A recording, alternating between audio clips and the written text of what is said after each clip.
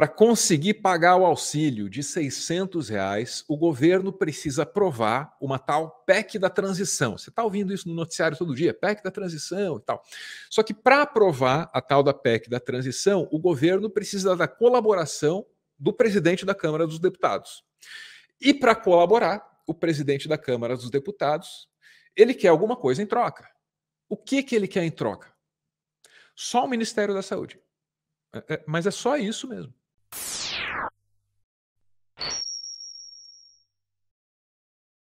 Olha só, o Arthur Lira está dizendo aí que quer o Ministério da Saúde.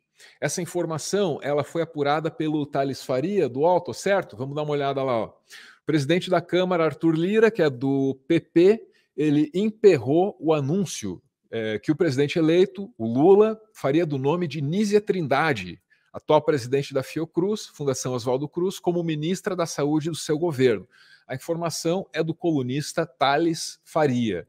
Então, o Arthur Lira está negociando com o governo, né, e está pedindo em troca o Ministério da Saúde. E é por isso que a gente ainda não sabe quem será o ministro da Saúde no governo Lula. Estava todo mundo apontando para a Nízia, mencionada aí nesse texto. Mas aí parece que não será desta forma, né? E veja você que isso cria um problema interno no governo. Me permita explicar.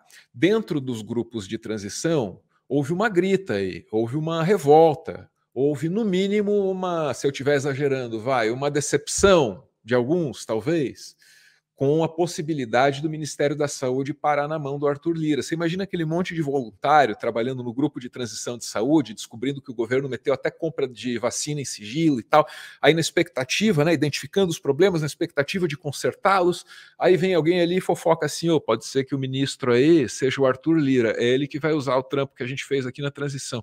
Pô, você imagina isso, o cara já fica assim, puta merda. Foi por isso que eu trabalhei? Era isso mesmo que eu esperava? Ah, meu Deus, não tem solução. Saca só esse texto aqui, ó. A Frente pela Vida, tá? É uma entidade que participou do grupo de transição, trabalhou muito aí na saúde. E eles escreveram uma nota repudiando a possibilidade do Arthur Lira ser ministro da Saúde e, claro, classificando isso como chantagem, né? Bora dar uma lida lá, ó. A Frente pela Vida participou ativamente dos trabalhos da Comissão de Transição do Governo, no grupo de transição lá da saúde, né, entre novembro e dezembro agora, e a Frente pela Vida testemunhou o estado de precariedade em que está o Ministério da Saúde. Essa situação, diz eles ali, repercute no funcionamento do SUS, prejudica a proteção e cuidados à população brasileira, como, por exemplo, apagão de dados, a falta de informações sobre vacinas, a imprevidência em prover as redes de saúde de insumos básicos, entre outros muitos problemas. Entendemos que a ministra ou ministro da Saúde a ser indicado para comandar o Ministério terá a função de retomar o ciclo virtuoso de construção do SUS e tem o compromisso de devolver à população a exuberância do que é o seu maior patrimônio público, um sistema 100% público, de direito universal, condições para exercício da sua função, precípua de proteger, cuidar e defender a vida. Escreveu aí a Frente pela Vida, diante dessa informação aí de que Arthur Lira poderia vir a ser o novo ministro da Saúde do Brasil. Isso para aprovar a tal da PEC da transição. A PEC da transição, você sabe, né? Ela é o que a gente precisa, basicamente, para ter o auxílio de R$ 600, né, no ano que vem, que é o mínimo, assim, para combater a fome. Vamos para o UOL, porque o furo foi dado pelo UOL, lá pelo Thales Faria, né? E o Chico Alves, me parece, comentou isso no UOL. Só quem pode resolver de saída esse cubo mágico, a solução para esse cubo mágico é o eleitor. Quando o eleitor resolve levar de volta para o Congresso os mesmos nomes que antes apareceram nas páginas dos jornais, dos sites, nos programas de TV, como sendo protagonistas de um toma lá da cá, eu acho que é inevitável que esse toma lá da cá vá se repetir. E é isso que está acontecendo. O eleitor, infelizmente, decidiu fazer voltar ao Congresso as mesmas figuras do Centrão, ou próximas, se não, algumas que são as mesmas da legislatura atual, e outros que vão chegar e já são afinados com esse tipo de troca-troca, de toma lá da cá. E, infelizmente, se o eleitor coloca no Congresso figuras assim, o governo, o executivo, não tem muito como escapar, fica difícil escapar desse dilema. Olha só, ele mencionou ali o tal do toma lá, dá cá, também conhecido por negociação, né? Porque a gente fala da negociação entre executivo e legislativo como algo necessariamente espúrio. E não precisa ser assim. É desejável que negociações aconteçam. E às vezes eu não sei se o termo toma lá da cá também não inspira em muitos entre nós ou entre eles o desejo de uma autocracia, né? Porque, pô, vamos parar com o toma lá, põe só aí um governante que decide sozinho, ao invés de toma lá da cá, é só toma lá, né? Eu no meu, você no teu. E está lá o Lira com esse poder todo. Agora, é lamentável, a gente daqui a pouco vai falar com o relator da PEC da transição, né, o relator do orçamento, o autor que vai falar sobre a PEC da transição. É lamentável que um governo que precisa dessa aprovação da PEC, que os números apresentados no orçamento para o ano que vem são ridículos, né? Não, realmente o país não funciona com esses números. Então, que o Congresso, que a Câmara dos Deputados negocie nessa base, que o presidente da Câmara negocie nessa base. Eu te dou os deputados suficientes para dar a vitória à PEC, desde que você me deu o Ministério da Saúde. Ora, isso não é... Essa negociação está longe de ser uma negociação republicana. Por que o Arthur Lira quer o Ministério da Saúde?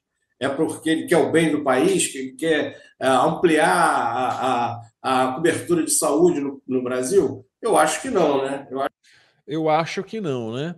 Por que o Arthur Lira quer o Ministério da Saúde? Eu também não vou responder. Se o Chico Alves não apresentou a resposta para esta pergunta, não até ali onde ouvimos, não sou eu que vou me arriscar. Vou dizer apenas que o Ministério da Saúde tem um orçamento aí que vem encolhendo desde que o Temer chegou ao poder, mas que ainda assim é orçamento pra caramba, né? Está fixado em o quê? 149 bilhões de reais? Alguma coisa nesse sentido aí. Acho que antes era 22, caiu para perto de 150. Mas, pô, 150 bilhões é muito dinheiro, né? Quando você decide para onde vai essa grana, caramba, tem empresa vendendo vacina, tem empresa vendendo luva hospitalar, tem empresa vendendo respirador, muitos contratos aí para gerenciar, né? Por que alguém ia querer tanta responsabilidade? Realmente é uma pergunta que a gente precisa se fazer. Sobre os votos dentro da Câmara, ficou mencionado ali que o Arthur Lira tem votos para entregar, para aprovar a PEC. É verdade. Ele tem com ele, ou ele diz que tem com ele, né, 150 deputados. O que isso significa? Para aprovar a PEC, precisa de 308, de 513 deputados. Encerro aqui o corte, né, pedindo que você encontre a resposta, que eu não encontrei e que o Chico Alves também não encontrou. Você sabe o que são as cozinhas solidárias? Se não sabe, tá sabendo agora. E o nome é autoexplicativo, hein? São cozinhas que estão espalhadas pelo Brasil, montadas bem pertinho de locais críticos, onde tem muita gente vivendo a chamada insegurança alimentar, que é um nome bem menos amargo para fome, né? Esse projeto foi implementado justamente no momento mais crítico da pandemia, quando o Brasil lidava com um governo negacionista, capaz de negar tudo. Até o inegável. Alguém já viu alguém pedindo um pão na porta ali no caixa da padaria? Você não vê, pô. As cozinhas solidárias são obra do MTST, o Movimento dos Trabalhadores Sem Teto. Eu sei que te disseram que eles vão invadir sua casa e vão tomar o que é seu, mas não se engane, o MTST não é um banco. E as cozinhas solidárias mostram muito bem como é o espírito do movimento. Um movimento formado por gente que se une para se ajudar, por gente que entende que trabalhando em conjunto aumenta as suas chances de sobreviver e de ir além da mera sobrevivência, transformando o mundo ao redor. A gente veio, almoçou, achamos boa comida e se oferecemos para pegar e ajudar, lavar a louça, cortar coisa. Deu para entender como funciona, né? Todo mundo pode ter um papel nessa iniciativa. E você também pode ser um elo nessa corrente de solidariedade. Você também pode fazer parte desse esforço que é urgente e é necessário. Porque fome não tem só a ver com pobreza. Fome não tem só a ver com os rumos da economia. A fome no Brasil é uma escolha política. E a questão é, será que você concorda com essa escolha? Porque está colocada aqui uma chance de mostrar que não. Você não compactua com isso.